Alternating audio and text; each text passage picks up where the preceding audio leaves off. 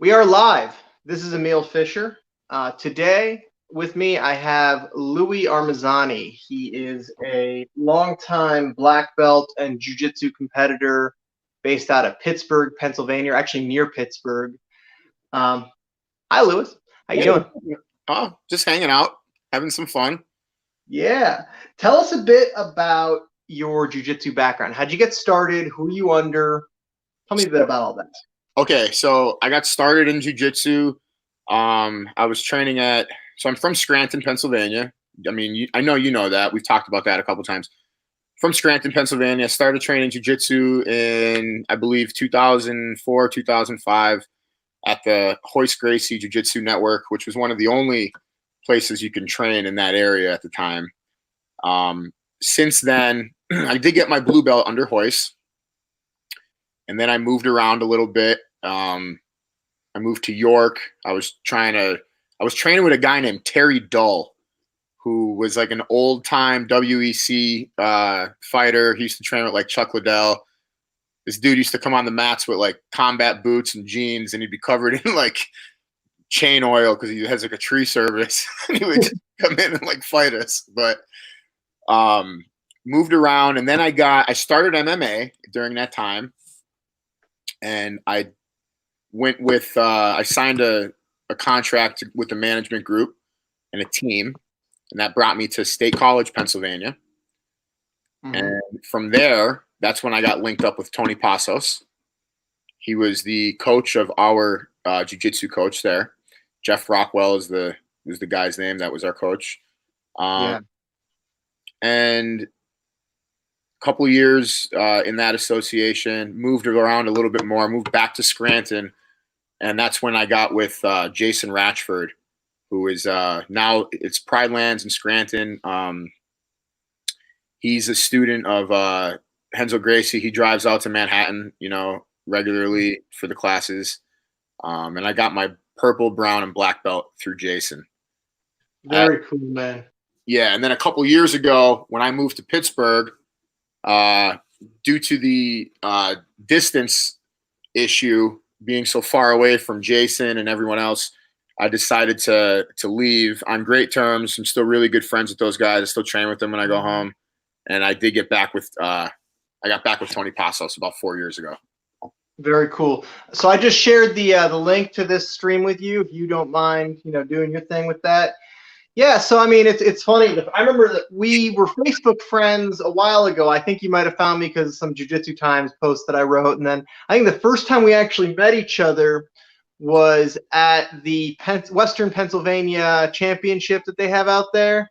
Yeah. Sunday Achilles tournament. I remember that. I had a shitty day that day. I had a really shitty day that day. I remember what I talked to you about, too. It's weird because like I might not remember shit from yesterday, but I remember exactly.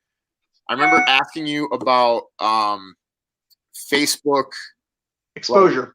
Like building a fan page or an athlete page, and that's what we talked about briefly. Yeah, that was actually I think the Mike Demko Razi argument was happening at the same time. That's another story. I want to hear that story. I don't know what you're talking about, honestly. Do you know John Razai, who has the Solo gym up in the Newcastle area? He's been there for I've heard of it. He's the older gentleman who he gets very excited when he coaches. Yeah. So him and Mike Demko had. I think Mike might have been a student of his, like maybe around like 99, 2000 era, and Mike has his own facility, and therefore. Yeah. Creonch City. For shame. To Raza, yeah. But it makes for great content. Yeah. What do you think of the Creonch thing? I know that you have switched associations. I know that you've had students come and go. What do you think about that? All right. Here's my honest opinion. So like if you asked me that question like 4 or 5 years ago, I would have said, oh, the Creonch, they must die, like traitor. But I just come to realize that not every gym is for every jiu-jitsu athlete or every jiu-jitsu, hobbyist. I think different gyms have different vibes, different cultures, and people fit in better in some gyms than they do others.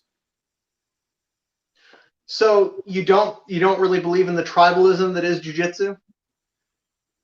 I mean, I do. I definitely do. I mean, the loyalty aspect and the the consistency and the discipline. I believe in that, but I've had people with me for a couple months, and like you kind of know, like they might just be better off somewhere else. They might, you know what I mean? Yeah, I know what you're saying. I mean, so like, I don't talk about. I mean, I talk about this more now that I'm talking on these videos more. But I've in the Cleveland area, I've been to a lot of different gyms.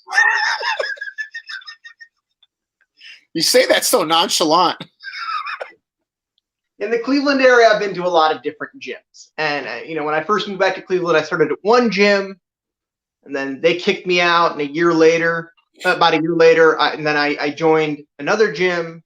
I trained there for about a year, and then I hurt myself while training, and then I had to get surgery. And then during the time between the time I hurt myself and the time I got surgery, I bought a house that was very close to another gym. So I left the one that I had been training at to join the gym that was walking distance from my house and had more classes throughout the week.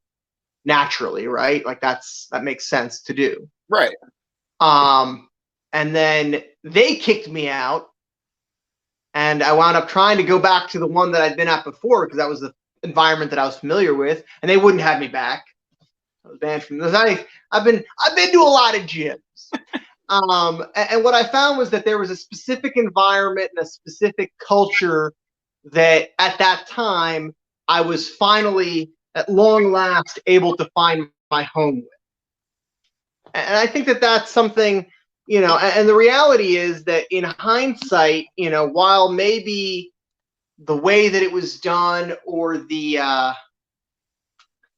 way that I was treated or the way that I was spoken about after the fact was wrong and highly, I guess, slanderous at times, overall, they did me a favor, because the reality is that I probably would not have wound up going to Strong Style had I not been put in that situation. Because when I first moved back to Cleveland, I actually went and checked out Strong Style. And Strong Style is an MMA gym. And you've trained at MMA gyms before, right? Yeah. It's a different kind of environment. Much different. Like, how would you describe the environment at an MMA gym? At a true MMA gym, not like a big box brand, but like one where fighters train. Very, very aggressive. Very high intensity. Very little. There's not a lot of time and room for empathy and compassion towards hurt feelings, and it's just a place where, as Macho Man would say, the cream rises to the top.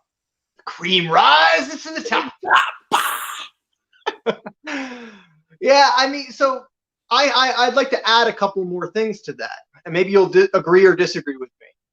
One major element that I've noticed at MMA gyms, any MMA gym that I've gone to, is that very often the hierarchy that exists due to the belt system kind of goes out the window. The jiu-jitsu belt system. Yeah, absolutely. Yeah. Like, they don't give a fuck what belt you wear. Well, let's be honest. I mean, if you're in an MMA gym, I would imagine that Strong Style has MMA athletes that are collegiate wrestlers and good ones at that, right? Yeah. So right then and there, all that shit goes out the window with belt levels, because they don't care. They're gonna double leg you and blast you to your back and make you feel pain, regardless of what belt you are. And I've known that because I've experienced, as a black belt, I've experienced it. I'd be a lying sack of shit if I said no, that's never happened to me. But it's a real thing. Yeah. So like there's that element. The fact that the belt system gets turned on its head, and upper belts be fucking where. Like the reality is that that brings another thing. Sometimes these upper belts vanish. They become hard to find when the other guys are around. But then what happens is with these MMA gyms, as they're around for a while, the jiu-jitsu coach will eventually start promoting some of these MMA guys up through the ranks, And for example, we got a guy that was one of our pro fighters back in, the early 2000s or mid 2000s, Kevin Rothacker, and he just got his black belt. And Kevin's legit as fuck. Like, Kevin's a legit BJJ black belt. Shout out to Kevin if you're watching. But yeah, like, the thing is that the belt system gets turned on its head, because at that point, yes, belts are a signifier of the time you put into Brazilian Jiu-Jitsu, normally in the gi, if it's a gi-based program, but like into specifically submission grappling. Yeah. I think that's a staunch difference, because if you go to BJJ academies, there's a fucking pecking order. It is, and that's interesting how you say that. And I don't know if you knew this, but so when I first moved to Pittsburgh, this was like 2013, 2014, I started teaching at what was then the Pittsburgh Fight Club, right, where Kama Worthy owns now. I don't know. Okay. I know who Kama Worthy is. Yeah. So, I mean, Mark Cherico, Adam Milstead, the Kama Worthy, those guys all came out of there. So they did not have a jiu-jitsu pro. That was your ideal, scenario that you're talking about. They didn't even have a jiu-jitsu program, but it was a huge MMA gym, beautiful gym. They have all this equipment and all this space. And, I got thrown into that as the new jiu-jitsu coach. So I kind of have that. I had that firsthand experience of seeing that, go down and how it, how the different programs inside of that MMA gym dictate everything. And it was cool. It was different. I mean, it was more raw and real, and there wasn't as much, BS, but it was definitely a much, much, much different experience than being at a jiu-jitsu academy. Yeah. And then you add in the factor that a lot of these MMA guys, especially the ones that are like white and blue belts but have been doing MMA for 20 years, a lot of these guys don't give a fuck what they submit you with. They're just going to fucking submit you. Yeah. And that's a big, because jiu-jitsu guys, oh, no, you can't do that. That's rude. That's not IBJJF legal. Oh, no, you can't do that. Oh, no, you can't do that. Yeah, the rules come out real quick when you start getting submitted by a blue belt. Yeah. Yeah, exactly. And so for me, when I first moved back to Cleveland, I went and I popped my head into strong style. Kind of like I did one class. And the first thing I noticed was that there was a boxing class over here. There was an MMA kickboxing class over here. There was a wrestling class over here, a kids class over here. It was overwhelming. And then couple that with the fact that because these classes are so big, and because of the fact that, Pablo has to focus on people that are getting ready for fights, the culture there is a little bit more freewheeling, a little bit more laissez-faire. Yeah. And like you said, there's nobody to complain to. And also there's finding the people to ask questions, to whom you can ask questions, takes a bit of time. Yeah. And that's just the reality of the MMA environment. Any MMA environment I've ever popped my head into has been like that. Obviously, I think we do it better. I think that we have a tendency, especially now that we've kind of built up more upper belts, because at that time it was, it was 3 years before I joined the gym. In that time, more people developed, and right. And even then, it's always growing. It's always developing. So I think that that's a big difference. Huge difference. And what do you think about the athletes that they produce as opposed to, let's say, like the jiu-jitsu athlete that the MMA gym produces as opposed to the jiu-jitsu athlete that the jiu-jitsu academy produces? So question? No, I understand the question. I'm trying to give you a good answer. Right. So like, I've done a bunch of fight to wins, and I feel like that's the stage where I've showcased. How many have you done? 7 total. Oh, okay, nice. One more than me. Yeah, I'm 6-1. 6-1 at fight to win. But one thing I found was that, especially like when I started finding my stride at fight to win, I'm capable of inflicting pain that these people are not used to. And from any position. Like I can put myself in a bad position, inflict pain from there, and evoke a shitty reaction. Yeah, I agree.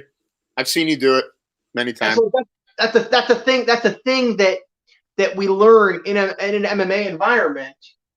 That's holy shit. We got a comment from Bill Murphy. Holy shit, Emil Fisher's interviewing Freddie Mercury. I gotta put this banner under here. People need to be there we go. People need to go to my Facebook page if they actually want to comment, because that was a fucking gold comment. I want to bring that on the screen. I love that. I love it. Big fan of Queen. I couldn't get through the movie, but I was a big fan of Queen. I liked the movie. You didn't like the movie?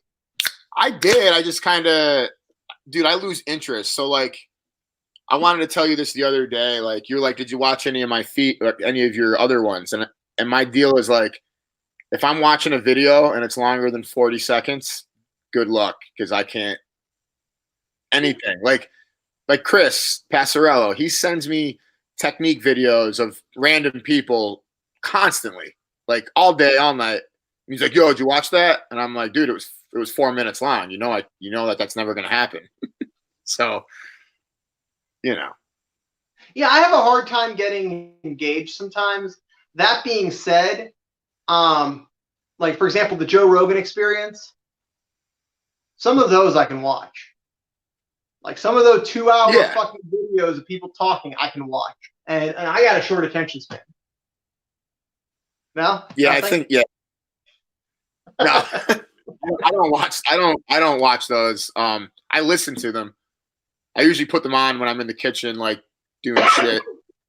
But yeah, my attention span when it comes to videos sucks. I just have too much shit running through my head all the time, with like business and my gym and my children and just like trivial shit.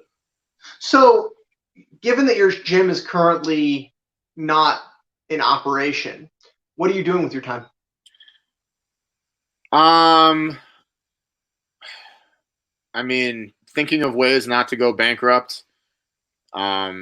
Spending a lot of time. I mean, my wife and I are full-time parents for our children anyways. My wife, her job. You have 2 daughters, right? What's that? You have 2 daughters, right? I have 3 daughters.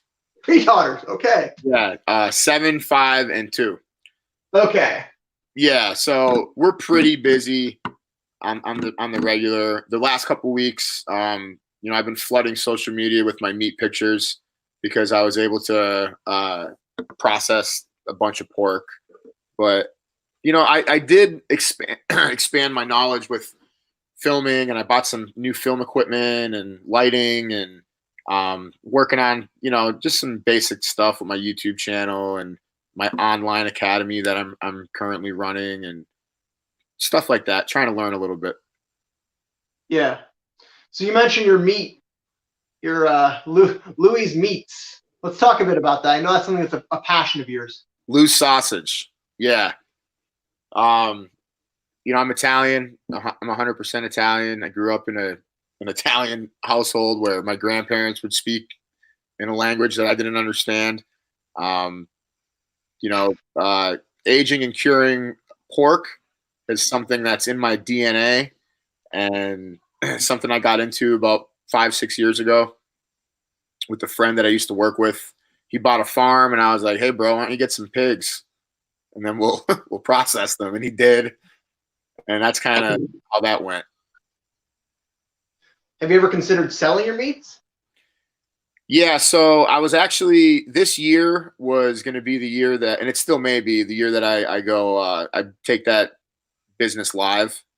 But there's been some complications as of recently with the coronavirus and how it's going to shut down fairs and community gatherings. That was going to be my first step into it, was to have a presence at these types of things. So we'll see what happens. It's not going away. It's not going anywhere. It's still something I'm going to do. So yeah. Now, for anybody watching, Lou and I discussed this before we went live. we're only going to talk about the coronavirus if we get bored. So if we start talking about the coronavirus, we've gotten bored of each other. So, what are the different methods? I mean, tell us. I know it's something you love talking about. Tell us a bit more about the meats. So, like, I actually find it interesting. I don't eat meat. I'm a vegetarian, but I actually find it interesting. I didn't know that. I really didn't know that. I've been a vegetarian since I was 4 years old. Nice. I mean, I've eaten meat in my teens against my will. I went to a boarding school where I didn't have much of a choice in the matter. However, as an adult, after I left that boarding school and before I went to there, I never ate meat. So nice. But that being said, I do appreciate the craftsmanship that goes into something like this. Yeah. So, like, my whole deal with the way I do it is everything is done in such like a commercial capacity with that corporate mentality that it's about keeping costs low and generating as much product as possible. So, like, I take the complete opposite route where, the first step is to have access to pigs that are raised on a pasture organically, not in a pigs that are raised in a farm where they're like in a pen their whole life. They never see the outside. That's the first step, right? So I convinced my friend to get some pigs. And then, the rest of it is I just take ridiculously long processes to do things that other people just don't do because it's like truly old world style. And I kind of get off on that, in a sense of it keeps me motivated to keep doing it because you really can't get products like what I'm putting out there. Yeah. That's the way it comes down to it. So what you're doing is you're jujitsuing it. I am jujitsuing the fuck out of it. Because the reality is you can do shortcuts. You can watch, your YouTube videos or whatever, but if you're not actually training. I actually learned how to kill a pig and butcher it on YouTube. I never did it before. So when the pigs got to size and they were like they're like 350, huge, like big animals. Yeah, they don't want to die. No, they don't. And it wasn't something that I looked forward to doing, and we would pray before we did it, and it was an act of graciousness. But yeah, Bill Murphy's going savage on you. Bill Murphy just wrote, "Lou gets off on his meat." I personally don't, but there has been others who have. Don't worry, we got John Varro said. Emil eats kittens alive. Yeah, so how am I the bad guy? Yeah, seriously. Fuck you, John. Jesus. I'm telling people, I'm like, you got to comment on the original. If people comment on the original video, I can bring the comments onto the screen. But they're not, so I can't. Anyways, so when did you open Armezzani Jiu-Jitsu, your current academy? Technically, January 1st, 2015. 2013? 15. 15. Yeah. Okay. And how many students do you have? I have somewhere around like in between like 120 and 135 ish. Nice. I know I always see your students showing up and repping well everywhere they go. You have a pretty solid crew. What has been your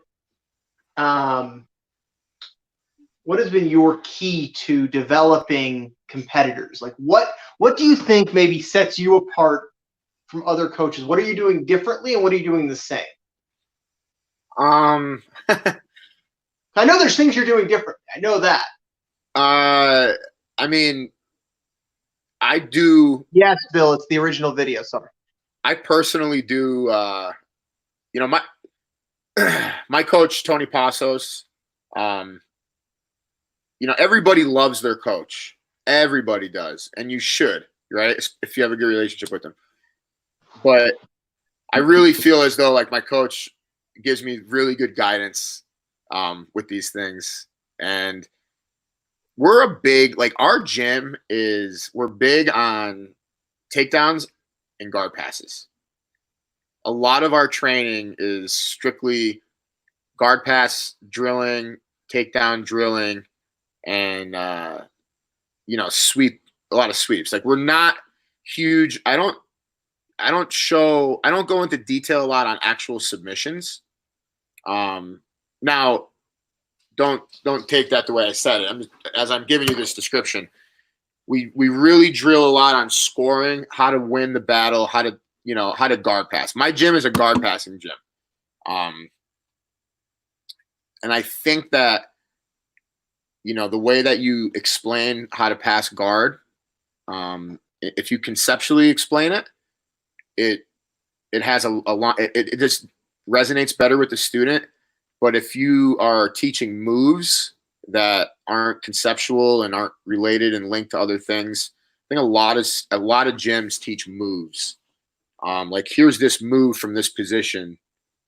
And then, instead of like, here's the concept on how we're going to pass this guard and what you have to make sure you're checking A, B, and C out to get the guard pass, as opposed to here's just a random technique from a random position. Yeah. Which that's not bad either, because like there's guys who are very, very good at doing certain things that are, I don't know, I don't want to say random, but Yeah, but you're absolutely right. You're absolutely right. And it's something that I've always like watching some of your guys, like you already mentioned Chris Passarello or Ryan Areola, or those are the two best guys I think out of your gym, at least that I've seen compete. Yeah, and Jim Clark, who's like a 44-year-old man. I think I know who you're talking about. Yeah, he was like the number one. I mean, in the grappling industry's ranking, he was like the number 1 or 2 guy in the world in his age and belt group. He like triple. He won like 3 goals at the Arnold recently, but he's a freaking animal, and we all hate training with him. Yeah, it's funny. We got a guy at Strong Style, Mike Williams. He's a 2-time world champ now. He won at Masters Worlds in the gi, and then no-gi world at the Masters level. I think he's a Masters 3 guy, and he fucks me up, man. He fucks me up. It's that old man strength.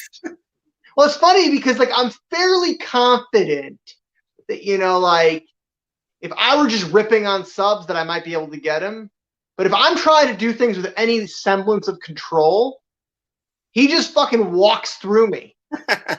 The worst. I hate that shit. It's something I've noticed that competition for me is easier than training in the gym. Because in competition, if I get on a submission, I don't have to worry about like going slowly enough to give you time to tap. Right. If you tap, I'm going to let go. I'm not a fucking sociopath. But if not, I'm going to try to break that fucking shit until you do tap. Exactly. And then like it's so much easier than like, is it good yet? Is it good yet? Oh, fuck, he's out. I don't know. I hear it. It's an observation I've made. And speaking of competition, I know that you have set yourself apart as an example for your students and that you compete as well. And you've had, I mean, I think as of late, you've had better results than like, your first handful of competitions. Tell us a bit about your experience. Okay. I know you've been like winning shit lately. Like you took second at Pans, at No-Gi Pans. Like how? Dude, who's the dude that does the jiu-jitsu for the people?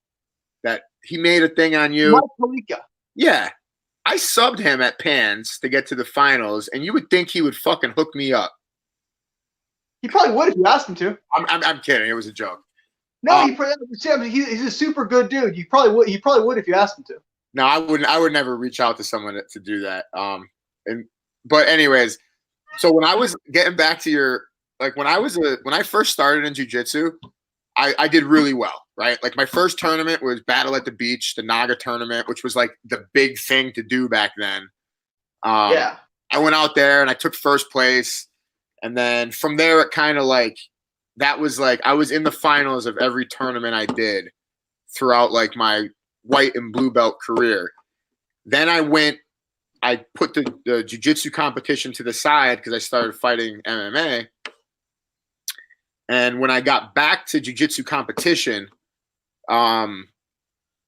basically what happened was I went throughout my purple. I got my purple belt and my brown belt, and I was like starting a family, getting married, having children. I had a big career, moving. So like I didn't compete at all. I competed like once or twice as a purple belt, and I didn't compete as a brown belt at all. Then I got my black belt, and I lost everything I did for, I believe, 2.5 years. Every tournament, I didn't win one match. Yeah. So but the thing was like, I didn't suck. Like I would still like beat up everybody that I would train with, like around, not beat up, but like I was a black belt, but I was competing against Murillo Santana, Gregor Gracie, Kaju, just like all these guys who are just so much better than me. But I was like, what's up, guys? I'm here. I got my black belt. Like, I didn't wait fucking 11 or 10 years to get a black belt and not compete in the IBJJF as a black belt. So I lost a lot. And in that time period, I did get with Tony Passos, but that had nothing to do with my performance in jiu-jitsu. That was just logistics based. And then a couple, like 2 years ago, so in 2019, I only lost, I think, one match. I lost at Masters World. I lost my first match at Masters Worlds after not being scored on for fucking like a year and a half and winning everything. And I was really pissed off. But prior to that, when I started putting all the wins together, I needed to get in better shape. Like my cardio needed to get better, like flat out. Like I'll completely blame it on that. Like I went and bought an Echo bike and a rower, and I started doing like not just lifting, but doing like intense cardio workouts, and I started winning. So that was it for me. So you think it was a cardio issue? You don't think that it was, maybe a mental issue or something like that? It was a mental issue as well, but the other thing was like I was competing at medium heavy. So I weigh 220 pounds right now. I might be 5 pounds overweight due to the round, but like I was competing at medium heavy. So that's like 189. So I was literally cutting 20, 25 pounds to make 189. And then I'm stepping on the mat, emaciated, like totally dehydrated. And I was just getting fucking wrecked. So yeah. It wasn't until Seth Daniels asked me to take a match with Tom DeBlas. I was 200 pounds or 205, like when he asked me. And I knew Tom was way bigger than me. I was like, well, what weight class? And he was like, how about 220? And I was like, all right, I'll bulk up. Let's do it. So I basically bulked up for Tom DeBlas like 2 years ago or whenever that was. And I've never come back down. But I told myself I wasn't cutting weight anymore. So I stopped cutting weight. I got in a little bit better shape, and I started stringing a lot of wins together. Yeah. So it's interesting. So you're saying that you feel like the cut going from your natural walking, because we're about the same size. Like you and I are about the same size. I walk at about 205, 210 when I'm fat a little bit. I think you're a little bit more muscular than me. You have a bit more muscle mass. Yeah. And you're 220. So like for me, one thing that I do is I never cut. Like I'll if I need to make a certain weight class, like for example, when I went against your guy Chris Passarello over the summer, what I did was before I drove out to Pittsburgh for weigh-ins, I sat in a sauna for like an hour. Right. And I made the weight just fine. I was able to go on the scale fully flipped. Yeah. So you think that I've always been of the mindset, don't fucking cut weight for jiu-jitsu, because the reality is that if you need to be at that lower, unless you're ultra heavy, if you're on that verge between super and ultra, go down to super, because fuck that. Yeah. I feel you on that. Well, for me too, I still have that like MMA wrestling like mentality where, well, we got to fucking cut 15 or 20 pounds to get to our fighting weight. And, that was like, ever since I stopped doing that, I've been a big advocate of not cutting weight for any sport.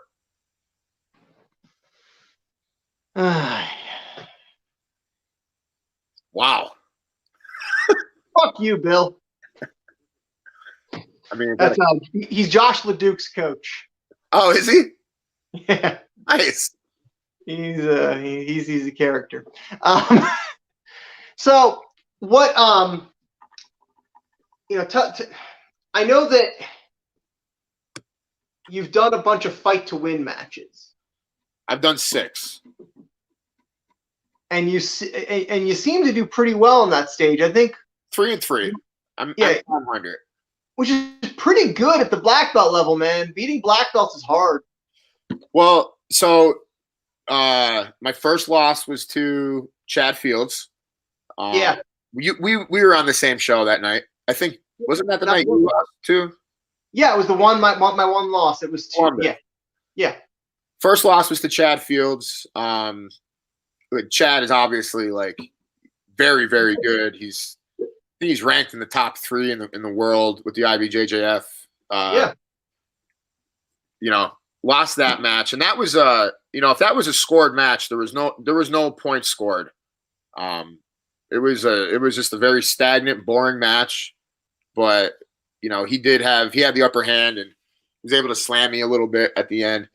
Then I lost to Noah DeVore, and I think that was like 2 weeks later, 3 weeks later, that fight to win. And Noah and I are, we've trained together 100 times. We're friends, but when we compete, I'm 0-2 against him. In the past, I don't know, I competed against him about 4 years ago, and then about 2 years ago. Yeah. And then my third loss was against Tom the Boss. So, Yeah, no, I mean, like that's a respectable. That's a respectable field. And the reality is that I think that, specifically, for example, the first fight to win I did was a fight to win we did together. I think it might have been your first fight to win as well. Cleveland. You went against BJ Nelson. Yeah. And you guys had a fucking war. I mean, yeah, it was a cool match, actually. It was a pretty cool match.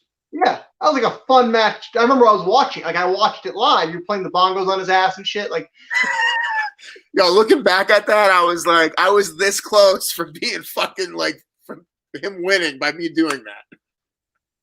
Yeah, but the ref knew. The ref knew what the fuck was going on because he clearly saw like the expression of my face and stuff. But it was funny. If you watch the video, you hear the announcers going, "Wait, he's tapping! He's tapping!" That's hilarious. Yeah. Well, I mean, it was like a reverse triangle, and he just kind of had you there, and he wasn't applying it. Dude, he literally almost finished. At one point, he had like the leg scissor. I think it was a leg scissor on my neck without an arm, and I was like, "Fuck!" I was like, "He might get this." But it was interesting. He did some stuff with the lapel, with my lapel and his foot from side control that really, I couldn't really get settled in. But I mean, BJ's a fucking stud too. He's a dude's tough. He's good. Yeah, BJ's good, man. He won worlds as a brown belt at Masters Worlds. I think he double golded. Yeah, for sure. He's tough. And then you also just beat Kenneth Brown. Yes. That was another stagnant match. Yeah. He had, we were in half guard, and he had my belt with the underhook. He had an underhook with my belt for like at least half of the match. And it was kind of like, if I was to go forward, he was going to get the angle to my back, and I knew what he wanted to do. But that was another match. Dude, you know how many times I've had matches with guys and fight to win, and I don't find out until they're announcing us on stage that they're Worlds or Pans medalists? Like, that's happened to me. You don't research your opponents? Not really. Oh, man. I mean, I do, but like I kind of know like what people are usually like, what their like, forte is. But when I was standing across from Ken, and like, dude, let's back it up on that. When some of the, like, I didn't know, like, I knew Ken to see his face because when I was training with Tony 10 years ago, like, Tony's in the DC area, Ken's in Maryland, but like, I go to tournaments, and that was just like a face I would see. Yeah. Then a couple years ago, we were on the podium together for the DC Open. And I ended up losing to the guy that beat him. I lost to him in the finals. So when I was telling people who my match is with, I'm like, yeah, his name's Kenneth Brown. And they're like, you had a match with Ken Brown? And I'm like, whose fucking side are you on, bro? Yeah. You know, like, I didn't really know, like, I didn't know who he was. I didn't realize he had like a huge YouTube follow. Like, all my guys knew him from YouTube, from watching his videos and stuff. Yeah. But when we were standing there and he said, you know, 3-time world medalist, I was like, fuck this shit. Fuck this shit. I'm going to rip this fucking dude up. I was just sick of that, you know? So I had to be conservative, to say the least, but you know. Yeah. Yeah. I mean, that's it's funny because, like, I know that as a black belt, you've stepped on the mat with some truly impressive competitors. I mean, you mentioned Murillo Santana, Gregor Gracie, you know, Kenneth Brown, Chad Fields, Tom DeBlas. I mean, you stepped on the mat with some really impressive guys. One thing that I guess, because I compete as a brown belt, unlike you. Really? I think that if you want to be a competitor, like, and it's funny because, like, I got some friends that are black belts that are talking about competing more, and it's like, you got to compete, man. You just have to do it, because the more you compete, the better you get at competing. Correct. That's just a reality. Like, there's a game to it. Like, there's a mental component that cannot be replicated in training. Absolutely. There's a lot going on when you compete, you know? Yeah. So, like, for me, it's like when I go out there, and I've had a couple of higher profile matchups, and in those higher profile matchups, like, I was convinced that I was going to lose. Like, 100%, I thought I was going to lose, and some of them I wound up winning. Do you ever have that kind of, like, was there a point when you realized you can win a match even if in your mind you don't necessarily think about it? You don't necessarily think you can? Or are you a different way? You have to think that you're going to win. I like to think that nobody can beat me if I'm on my game. Like, I like to think that, like, I'm not going to let somebody beat me in their A game. But for me, it was the confidence came with, and this might sound silly. I mean, I've been competing in combat sports for fucking ever, a very long time. But, like, the confidence came from my conditioning. Like, I have asthma, right? So I have asthma, and sometimes that can, like, put a mental block in my head if I'm going to get tired or winded. And as stupid as that might sound, like, the conditioning aspect really helped me turn it on, because I know I'm athletic. I know I'm strong. I know I have good enough jiu-jitsu to beat people. So it was just kind of getting all the different aspects up to par. Yeah. Yeah, for sure, man. For sure. Oh, It's such a, like, competing is such a special moment, because of the fact that you get to see what the culmination of your efforts leading up to that moment can do in a moment. Correct. Can do. Good wording. What they can do. Yeah. Now, whether or not they do it is a whole different fucking animal. Right. And that's why I think that the more I compete, the more that I learn to apply the techniques, tactics, strategies, and athleticisms that I've developed in training, you know, whereas at the beginning I wasn't able to do that. I wasn't able to apply any of it as time progressed, I could apply more and more of it. Right. But it's tough, man. Competition's a bitch. Styles make matches, and it is a bitch, man. I mean, I've lost matches that I fucking should have won, that I would have won 10 out of 10 if I did them again. Maybe I've won matches that I wouldn't win again. I don't know, but there is no one way to prepare, I don't think, for everybody. No, that's why I'm big on tape study. Big on tape. Do you do any tape study? If there's something that like I really want to, the most I've tape studied was probably it was a Herbert Santos Leandro Lowe match from Copa Podio like 4 years ago. Oh, how dare he? Yeah, I know, right? Are you kidding me? Fuck you, John Varro. Anyways. Yeah. That's about it. I don't know. I have this proponent, Emil, that like in my head, if I can stop you from doing what you're good at, I could I could do what I'm good at. So how do you learn what the other guy's good at? How do you go about ascertaining that information? I mean, unless you live in a hole. I mean, if you're on Instagram and Facebook and you see people, what people. I mean, I don't study tape. I might look at something briefly, but like, and it's not that like I'm better than like I'm too good to study tape or anything like that. It's just not one of my strong suits. I have more DVDs than I know what to do with from like the best guy. I have a ton of DVDs, but they literally, most of them I've never even watched them. Yeah, I think that a lot of times it's hard to learn from DVDs depending on the instructor. Like certain instructors I can learn from, but others are harder. Bobby Emmons sends his love from Indiana. He says, big fan of Lou from afar here. White trash BJJ. # white trash BJJ. Throw him up.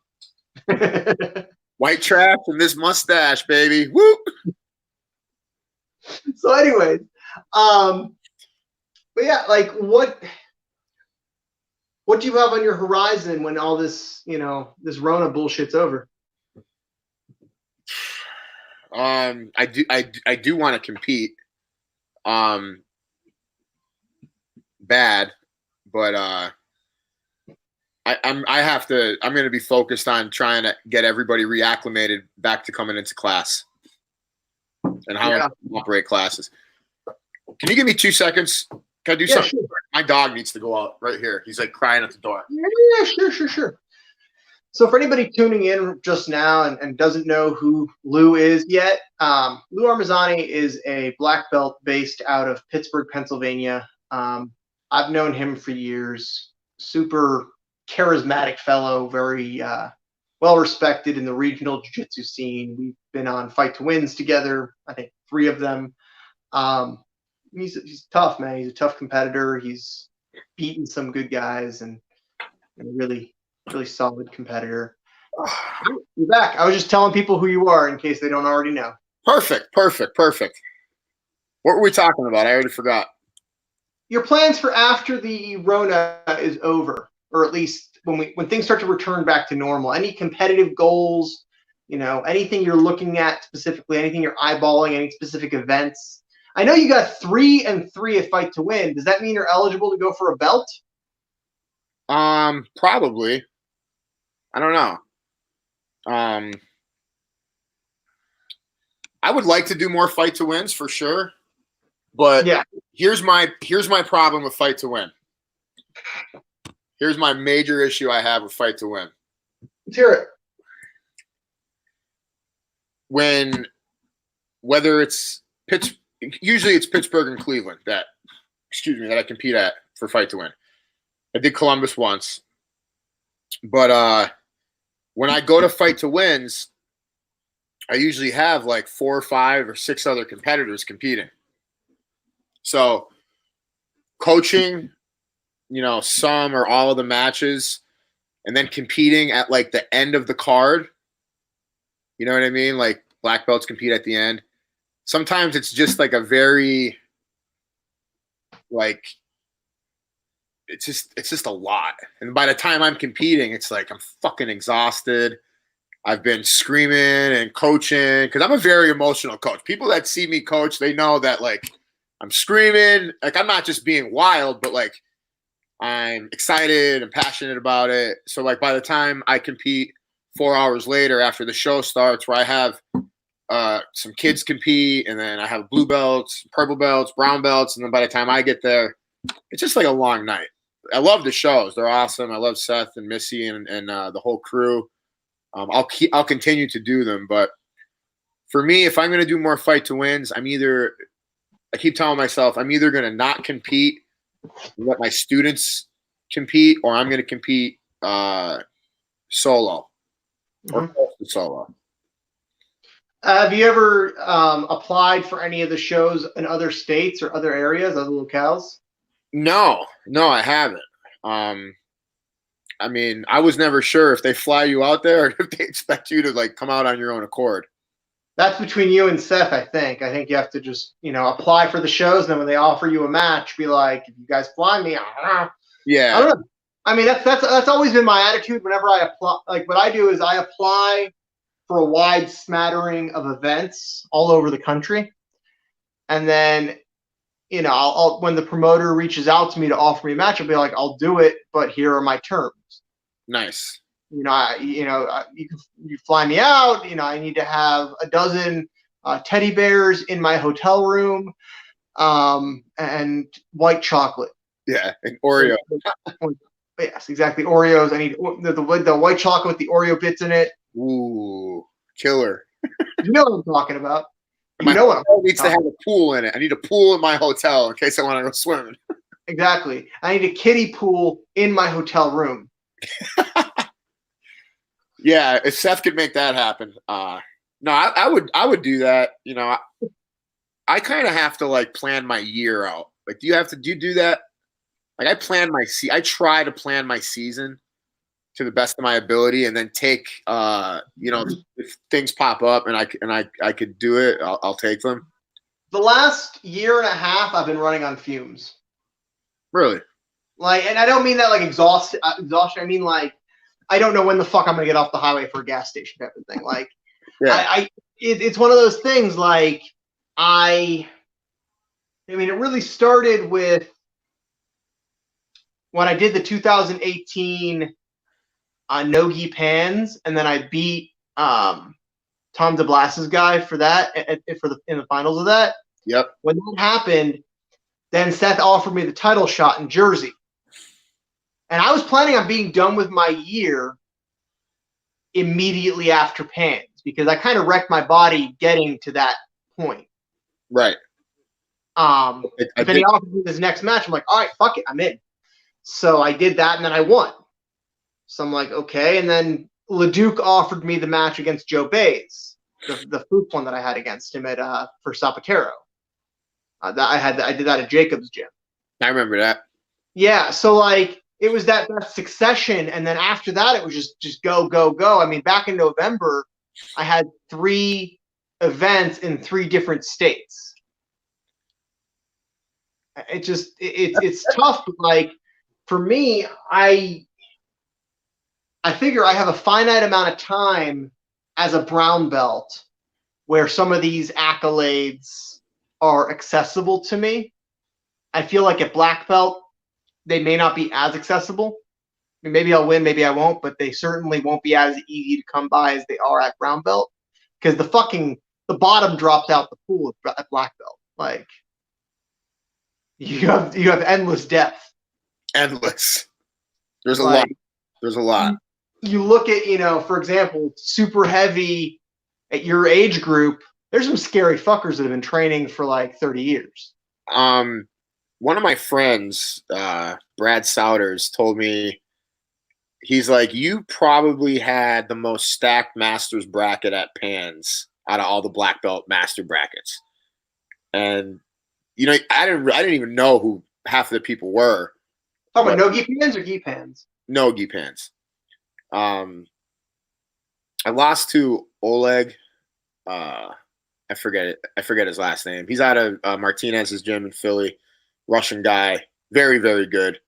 And then Mikhail was there, and then there's a couple other hammers that were there. One guy that was training with Chad from Atlanta, a guy from Colorado. I mean, you never really know what you're getting into in the Masters division as well. Like you said, you could have guys like me that have been training for 15 years, or you could have a guy who started training when he was 28, got his black belt when he was 35 or something. You know what I mean? So, or you can have guys that started training when they were 8 years old in Brazil. That's becoming more relevant now than ever. Or the 8-year-old kids or 6-year-old kids that started, like Mikey Musumeci, for example. Oh my God, that kid's amazing. He's a ball of rubber. Yeah, but like I'm talking about, like, for example, the Riberos. The who? You might run into one of those fuckers. Who? The Ribeiro brothers. Oh yeah, like Sanji. You might run into him, man. I know. I think you two are the same age or close.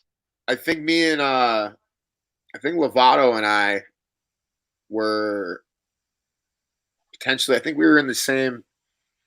No, he would have been. He didn't do Masters Worlds this year. We would have been in the same bracket. And that's what I'm saying. You look at who can be in those divisions at black belt. It's terrifying. Yeah, it's fucking horrific. It's a lot of fun. I guess. I don't know. I like when I do IBJJF tournaments. I want my medal. I want my gold medal. Yeah, I dig it. I'll tell you what. Fucked up human being, Bill Murphy. Fucked up. Yeah. Too soon. I think I really enjoy the IBJJF tournaments. So yeah, I do enjoy my hardware from them as well. I'm not going to talk about my opinions on this subject because they don't really matter to this conversation. What do you think about the BJJ Globetrotters controversy? So no, I think it's like, they're in between a rock and a hard spot type of thing. Do I think they were, were they, and I'm not like, this is my perspective or like my opinion. Like, I don't really know like all of the facts, but I do know you can basically get co-signed, or you can be, under the Globetrotters with like an email or two, right? By the way, Mike Kalika just sent his regards on the comment section. Oh, cool. Hey, so yeah, you were saying the Globetrotter email. Yeah. I mean, like, I don't know the Globetrotter, like, I don't know their association very well. I know that they're like a very friendly, laid back group that wants to help people in jiu-jitsu that, maybe logistically in a disadvantage, or, I know that they do like these like cool training camps and everything, but, did they break a rule with the IBJJF? Probably, because the IBJJF has a fucking million rules, and they make half of the shit up the day before you find out about it. But, it was to my understanding that they were not letting people compete under their banner anymore because they, in fact, were not, I don't know, students of these professors. Do I have the verbiage correct, or? So it's my understanding that the complaint was that they're not properly vetting people that want to join the association. Well, they weren't letting them. They're not allowed to compete if you're under their association. So that means that there had to be some kind of, infringement on rules from the BJJ Globetrotters, right? Yeah. And that was what? The fact that people could train under said professors that were registered with the Globetrotters, but in fact they were not one of their students. I mean, is that kind of like what was going on? Is that why they wouldn't do it? Honestly, I don't fully understand it myself. Well, fuck, man, we can just figure it out right now. I mean, I think the Keenan thing. Jamie, pull that up for me. Sorry. I know, like, where the fuck is that guy from Joe Rogan that's on the computer that we could just? Jamie, pull it. Yeah. I'm gonna pull it up while you speak. So you were saying? Yeah, I think that was the disconnect, and the whole thing with Keenan competing under them probably hurt the Globetrotters more than it helped them. Yeah. In that sense, regarding the IBJJF, other senses. Keenan's as legit as it comes, though. Like, I don't get why that's a problem. Dude, the rules and the mentality behind the rules of the IBJJF are, very obviously Brazilian, and I've been friends with a lot of Brazilian, a lot of Brazilian friends. I've had them for my whole, for 15 years. They just tend to do things different. All right, so here's the letter that Groggert got from them. They said, "We are contacting you in regards to your association, BJJ Globetrotters. We have received numerous reports of the BJJ Globetrotters Association approving and signing for memberships of athletes who have no relation with the black belt instructor who is signing for their membership. To protect the integrity of the martial art, to ensure the safety of our athletes, it is important that athletes train under the overall guidelines of a black belt professor. Guidance of a black belt professor. When professors sign for membership of students who do not train under their guidance, such actions risk damaging the integrity of the sport, which goes against the values of the IBJJF." Yes, that's pretty After review, IBJJF has decided to suspend the BJJ Globetrotters Association from signing any new memberships or for any membership renewals. In order to register or renew, athletes will need to register under a different academy and registered professor. They will no longer be able to request membership under BJJ Globetrotters. I mean, okay. All right. Sorry. So, number one, we know the IBJJF loves making money. We know that. So, number one, they're turning down. I don't know what the numbers would be, how many competitors, what that revenue stat would be, but I'm sure it's a decent amount of money. That might actually be a testament to their integrity. To be fair, it is. I mean, it really is. It might be. Like I have my mixed feelings about all this. This is not about my opinion. I'm curious about yours because you are a fairly active IBJJF competitor. You know more about it than I do. Well, I get it. If you're going to look at the rules of the IBJJF, and if that's their rule, I mean, I understand. Even though that might not be the way everybody feels about the situation, because in jiu-jitsu, we don't necessarily we have our jiu-jitsu culture, so to speak, and that kind of dictates how we feel about things, not necessarily the rule of the IBJJF. So were they in the wrong? Probably. Did they infringe that rule? I mean, I'm guessing they did. I don't have proof or anything, but should they be able to compete? Fucking yeah, man, absolutely. I don't think that they should be turning them away. I mean, what's the worst that's going to happen? What's the worst that's going to happen if somebody competes under a banner that they might not necessarily train under, but it's their vehicle to compete in the competition? What the fuck can happen? It's not like people are going to be. Let me spin a scenario for you that might, I guess. Okay. So you got John Smith, who the wrestler from Oklahoma State. What's that? The wrestler from Oklahoma State. Yes, John Smith, who registers under BJJ Globetrotters. John Smith is a shitty human being and was kicked out of several academies for being a shitty human being before finally settling on BJJ Globetrotters. Smith enters several IBJJF tournaments, collecting default gold medals, and then uses those to market himself. That's not a good thing. No. It doesn't do good for our sport. No, it's not. I agree. I agree with you. And if he's a shitty human being who does shitty things, do we really want him to get signed off by BJJ Globetrotters who don't know him from Adam and are simply doing a quote unquote service? Yeah, I think the idea is that, and again, I have opinions that are harsh about the IBJJF. However, I'm just trying to play the devil's advocate here. Sure. In that the IBJJF has appointed themselves as the guardians of the sport.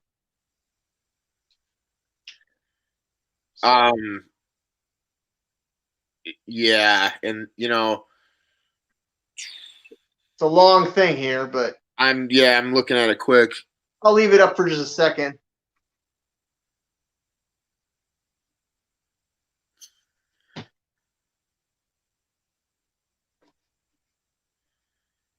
All right, I'm taking it down. Okay. That's okay.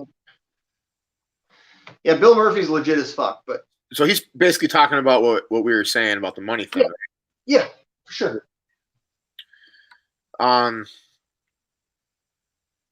Yeah, I don't know. It's stupid what they did. If I was them, I would just fucking rebrand under another name. Globetrotters or IBJJF? Globetrotters. I mean, dude, here's the thing with the IBJJF, all right? I mean, I have my gripes with them. My gripe is more with their officiating and their favoritism towards Brazilians as opposed to non-Brazilians. But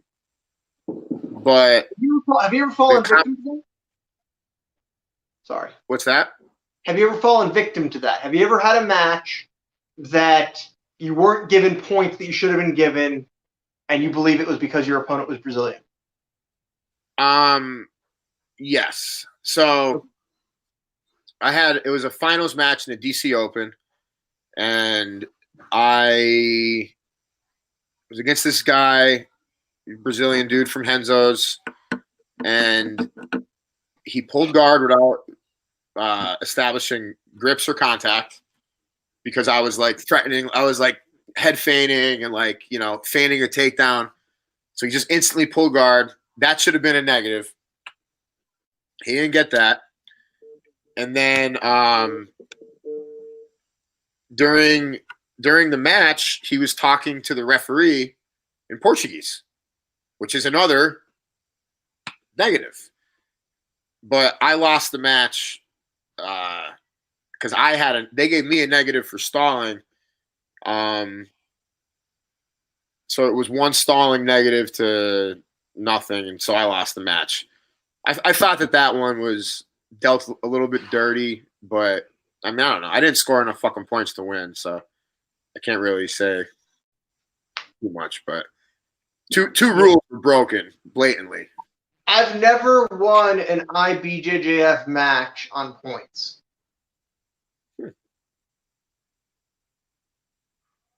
Yeah, I've never won an IBJJF match on points or by decision. Interesting. That's good. That's a high submission rate. I guess. I've won, I believe, 7 IBJJF matches by submission, and have lost the remainder. With the I was subbed once at an IBJJF. My first IBJJF I ever did, I got bow and arrow choked. But other than that, yeah. I think that there's not enough submission hunting in this sport, honestly. I mean, I agree. I would agree. I mean, it gets submitting people. If you look at I'm going to say that I'm not saying the black belt division because I'm a black belt, but if you look at the black belt division, like if you look at a tournament like Worlds, Pans, or any large tournament like a New York Open large tournament, most of the matches are won by points or advantages. Mm-hmm. It's just a fact. Yeah. So when the submissions become a little less available at times, you still want to win, right? Like, it's not like, well, The win is a win. it is. Submission wins are fucking way better than point wins, but Yeah. I mean, if it's getting you one step closer to the finals, I mean, yeah, you'll take what you can get. Yeah.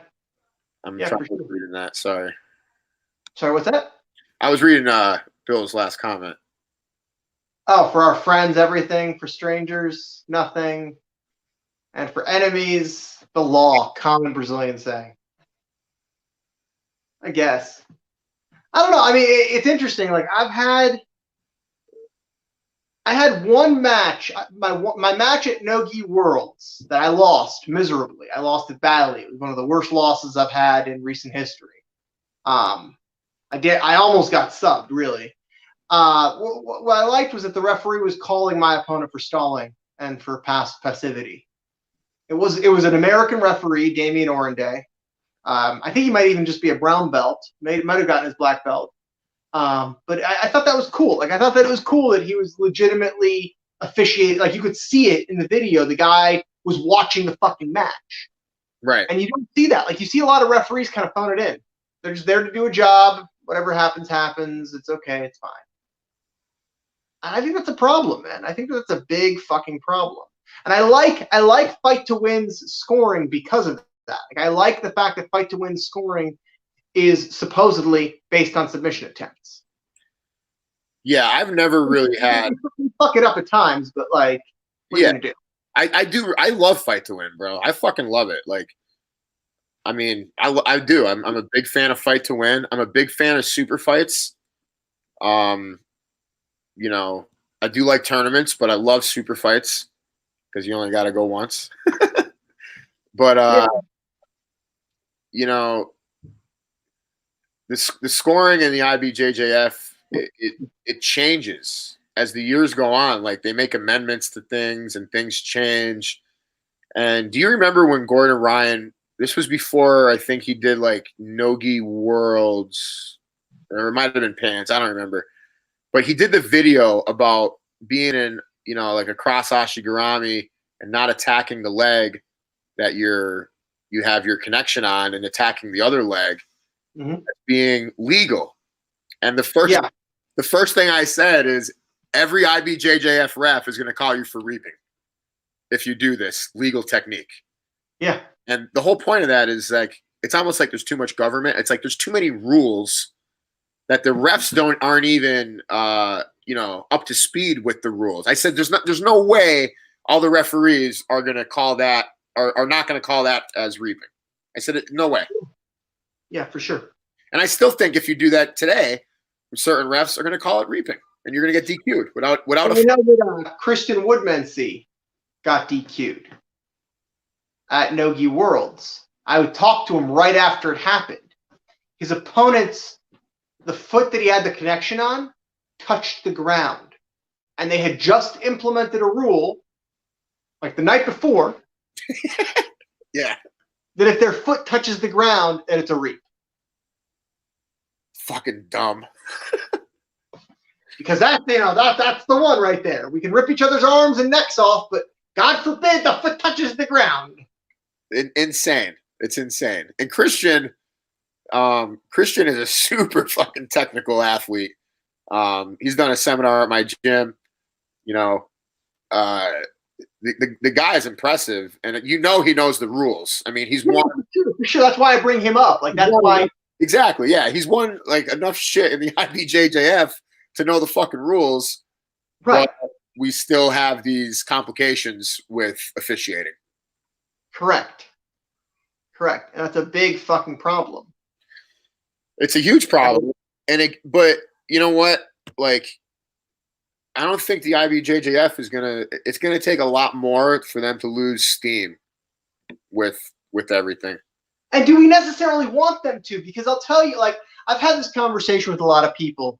There's a reality that the IBJJF's legitimacy, and there's no question that if you win at IBJJF, you are legitimate. Like that's the one thing. Like if you legitimately win at one of the majors, that is a top accolade. And that is like one of the few true top accolades in our world. Absolutely. Couldn't agree more. You know, I think that that's important to have. I think it's important to be able to say, I'm a world champion under this organization, have it mean something. Whereas, like, you know, the SJJIF and NAGA and this, that, and the other, even as much as I love them, even grappling industries, you know, I don't know if they're still going to be able to have their world's tournament, but even grappling industries at this point is not set up yet to really have a legitimate world title. So I don't know. No, I agree. And you know what? Here's what I've said the whole time, because, you know, like when I first started jiu-jitsu, like one of the first things I learned, and like I mean this, like I was green as hell, like was a heel hook. And it was from like a Boss Rutan VHS that one of my friends had. And it showed you how to do a heel hook on your left side, pop your hips up, move the foot to the other side to the inside heel hook position. And that was something that we used to drill and train. Bang, so, bang, yeah. Three punch, knees, brawl. Remember those cassette tapes? But, you know, I say the same thing at the end of the day. You could play baseball, you could play softball, you could play t-ball. You could play tennis, you could play badminton, you could play pickleball. You know, you could, there's sports that are, I mean, and I do mean this, like, the sports are similar. They're very similar. Like baseball is the softball, you know, but the rules are a little different. So, like, we have to go into these events understanding the rules, understanding the expectations on how to win and how to lose, and then, you know, differentiate between which ones do you want to do, which ones don't you want to do, what do you want to be good at, what don't you want to be good at, or do you want to give all of them a shot and see how well you fare? And I'm the guy that wants to give all of them a shot and see how well I fare. Yeah, there's the concept of, and I hear this a lot. I hear people say this a lot. You know, I can compete. I can be comfortable competing under any rule set. You hear people say that shit with pride. Like you really do. You hear a lot of people proclaim their comfort with competing in all rule sets. And that's a thing. That's a real fucking thing. Yeah. But I think that if you want to be good at any specific rule set, you have to focus on that. Like, I think that you're unlikely to beat a competitor that's focused on EBI rules if you have not focused on EBI rules. Oh, 100%. EBI is a different animal. And something to do with ADCC, man. Same thing with ADCC. Different animal. And even like you could take guys that haven't lost a fucking IBJJF match in years, and I've seen guys lose and fight to win, like a lot, like really, really, really good black belts. Yeah, like world champion black belts and whatnot. So it's like, I don't know, it's just not the same. Like you have to be. Yeah, you could say I'll compete in any rule set. There's nothing wrong with having a fucking set and saying, yeah, I don't give a fuck, I'll compete. But you're not going to be the best across the board. You know, the probability of that happening is low. Very unlikely. Very unlikely. Very unlikely. Like, I mean, if you and I were to do a sub-only match, there's a very, very, very good chance you would leg lock me. Eventually, down the line. Yeah. Like, I think it would take a while. I think it would take a fucking long ass time. I'm just saying, like, that's a very, very, very good possibility. You know? But I don't know. In a 5-minute points match, you'd probably whoop my ass. I mean, those are just the reality. That's just the reality of the situation. You know, there's just different outcomes for different scenarios. But what I do not agree with, is saying one style is better than the other. You know, or one event is better, or I mean, yeah, I mean, I shouldn't say I don't agree with it because there are events that are better than others, but if you want to be, let's face it, at the end of the day, when nobody matters what fucking event you're winning, and if you just want to be good, you want to be a good fighter, you want to be good at jiu-jitsu. Like, you shouldn't limit yourself to, verbiage and rules as to what, showcases you as good or bad, or what. That's why I like grappling industries a lot because of that. I feel like grappling industries has the most permissive rule set in the points game. I'm not 100. I mean, I've refed for them. Like, I did it once a couple years ago, but at the advanced level, all submissions are legal, no gi. All positions are legal, no gi. In the gi, everything but heel hooks. Like, you're allowed to reap. Nice. I think that's a fantastic rule set for that reason. And then on top of that, the tournament format is set up to favor submissions. Absolutely, it definitely is. So if you're submitting people, even if you lose a match, you might still advance to the finals. I think that's cool too. Like that, the whole round robin, tournament setup is awesome because, sometimes you can get. I mean, you can get a second chance at people, right? Or no? I don't know if you can. I don't know. I've never handled the bracketing, but like the very first grappling industries I did was in Toronto in 2015. Oh, wow. I was a blue belt. And this was before they even came to the States, I think. Or it might have been like they just had their first US tournament or something. And there was, have you heard of the band Faith No More? Sounds familiar, but they were very famous in the 90s. Faith No More. And they played a show in Toronto. And my sister lives in Toronto. And I believe it was my niece's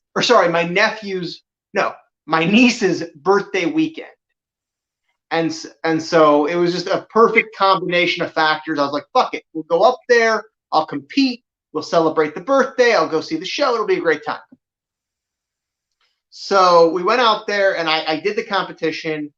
And my first 3 matches I won with armbar from closed guard. The 4th match I lost by referee's decision. Right? And it was a 5-man bracket.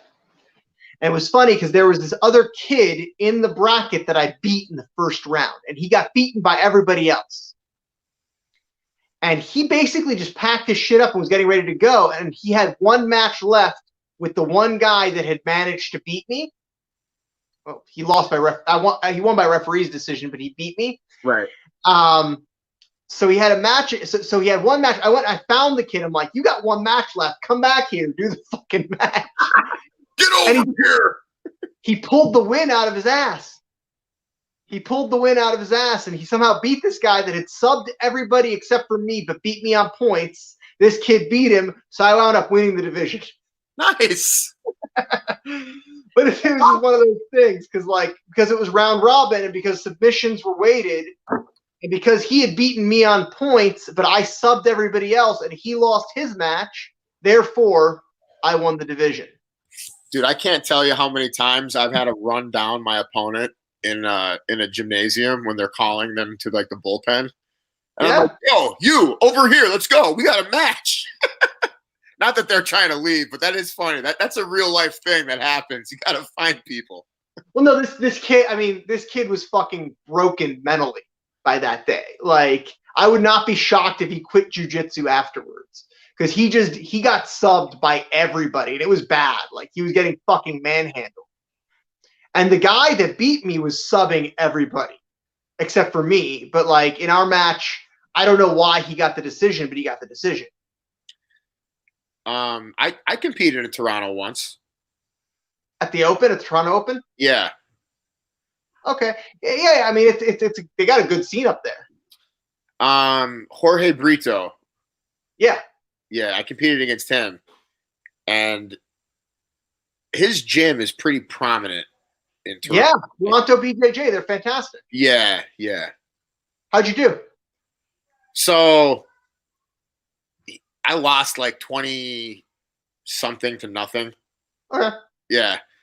This was like one of my like earlier BJJ matches, black belt. There's no shame in losing to Jorge Brito, man. Yeah, again, another guy I didn't know who he was, and I actually did research him a little bit, and I was like, oh, like at the time he was one of the only people to beat Rafael dos Anjos in MMA. Like, yeah, like, it wasn't a recent thing, but that was a match where he was probably awarded like 6 points at least, or maybe 8 that weren't there, type of thing. Like, he literally took his IBJJF fucking polo off and like left the refs table and like hopped on the mat, type of thing.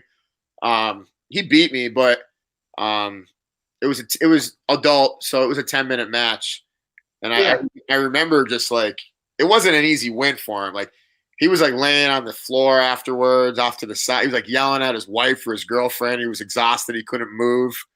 And I'm like, yo, bro, you doing the absolute? And he's like, no. And I was like, all right. But I don't know. He was bitching about my gi, saying my gi wasn't legal. All this. I'm like, dude, he just fucking whooped me. I'm like, why are you complaining about my gi? Your homies checked it out at the station. Yeah. It's always funny to me when somebody complains. Like, when? Well, no, just complaining in general, man. People that like, unless there's like a legit, like, unless there's a very obvious fuck up. Shut up, man. Just shut up. Like, yeah. It was funny. I ref Fuji sometimes. Yeah. And I remember there was this one match, and the kid, he complained about something he was wrong about, and as he was complaining, his opponent snatched up an armbar. Good for him. Should have shut the fuck up. Should have spent more time defending your fucking arm. Yeah. So that's a real thing that happens. So anyways, we're almost at the hour and a half mark. I was going to keep this one to about an hour and a half. Is there anything you wanted to talk about? Anything that we did not discuss that you wanted to kind of gloss over? You know, I've kind of steered the conversation a bit. You steered a bit. I mean, the only other thing that you talked about was MMA. Before we got on, you asked about my MMA career. So I could brush up on that. It's a very brief one. How many fights you have? 12. Oh, wow. Amateur or pro? 7 amateur and 5 pro. That's a fucking respectable career. Well, what was your spread like? So my amateur record was 4-3, and my pro record was 3-2. I could take you through it quick. So I won like my first 2 fights as an amateur, and then I got signed to Lionheart MMA, which at the time was the biggest gym on the East Coast, popping up other than like ATT. Guys like Phil Davis, Paul Bradley, Jimmy Hedis, they were my training partners. I was completely I was outclassed bad by Phil and Paul. Phil just won a national championship for Penn State. Paul's a 2-time All-American, yada, yada, yada. So I ended up, I went 4-3. I lost the fight when I was an amateur, I lost the fight to a guy named Chris McRae, who ended up being Ultimate Fighter finalist. He had a brief, I think he fought 3 fights in the UFC. I turned pro, and from my last amateur fight to my 3rd pro fight, it was about 8 or 9 weeks. So I fought 4 times in 8 or 9 weeks. I won all my fights. My first pro fight was in Johnstown. I don't even remember the guy's name. I had like a 34-second arm. I was doing really well. First fight, 34-second arm bar. Second fight, a verbal tappage, second round. Third fight, 8-second knockout in the first round. Nice. I was 3-0, and then I got, you'll like this one. I got this guy here. Hey, Lou, we got a fight for you. And this was like 3 or 4 weeks after my last fight. All these fights happened in a short period of time. You can look at, I have like a record on MMATV.com that has kind of accurate, but it was against Johnny Buck. Okay. Yeah. So him and I now are we're friends. He's a cool dude. I like him a lot. So this is funny though. This is a good story. This was the week before the first UFC in Pennsylvania, which was in Philadelphia, I believe. I think Anderson Silva fought on it. So at the time, Dan Mergliotta was the referee for my fight because he needed to get one venue under his belt before they let him ref the UFC in PA to understand the Pennsylvania rules. I don't know who the State Athletic Commission, the head of it is Greg Serb. He's not a very liked person. Him and I have a good relationship, actually. But Greg goes to Dan Mergliotta. This is before the fight. He goes, hey, when Armezzani gets on top of him, stop the fight quick because he's been injuring people. So the fight started. From what I can remember, we came out. I kicked Johnny in the head, like right in his face. I had him like stunned. Like he was like, I was like, all right, here we go. And he fucking pushed through it. I actually took him down, picked him up, and like slammed him. He's a fucking hell of a wrestler. That's no easy feat with Johnny Buck, man. Yeah, his legs are the size of fucking Texas. I swear to God, they're insane. Like his quads. But then he got to my back and he was like suplexing me like belly to back, like, you know, like that the Hulk Thor gif you could see. It was exhausting. And then he eventually mounted me and punched me in the face for like a good 4 minutes. And with 5 seconds left in the round, Dan Mergliotta ended it. He's like, afterwards, and it was good stoppage. Afterwards, he's like, hey man, he's like, you know, Greg told me to end it quick when you got on top. I was like, yeah, I just got my fucking ass kicked for 4 minutes. So I lost that fight, and then I was very, very close to being on The Ultimate Fighter. I was a perfect candidate for it. I had ins with the producers from some of my friends, and I took another fight real quick to get, because I was only 3-1 at the time. I took another fight real quick before I was flying out to Seattle for the tryout. And 15 seconds into the fight, I shot a double leg. The dude sprawled, and my shoulder popped out. My arm was stuck behind my back. I had to have reconstructive surgery on my labrum, and that was the end of my MMA career. That's no fun. Yeah, but I get to do jiu-jitsu now, so. Yeah, for sure, man. Your shoulder. Uh-huh. Hi. So yeah, that was it. That's Lou's MMA career in a nutshell. That's a good story, man. But I did get to train. I got to train with guys like Dominic Cruz and John Jones. Those guys used to come and stay at our house for camps. Mark Bader from Flow Wrestling used to sleep on our sofa because back then Flow was running a site called purefight.com, Okay. which they don't have anymore. And he was filming all of our camps and whatnot. So needless to say, I had a tremendous amount of awesome experiences with MMA and everything. It's amazing the kind of access that we have in MMA and in jiu-jitsu. Incredible. It's amazing. It is. Like, to get to train with the people we get to train with. If you're watching this and you don't do MMA or jiu-jitsu, try it.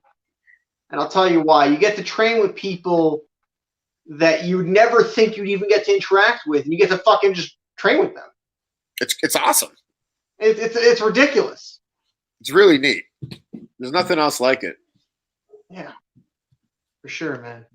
Well, that's about all the time I have for tonight, Lou. Thank you so much for coming on, man. Hey, thanks for having me. I had a blast. I knew that you and I would be able to just keep it going, man. Good times. For sure. Have a good night. Spend some time with your daughter. All right, buddy. We'll see you later. Bye.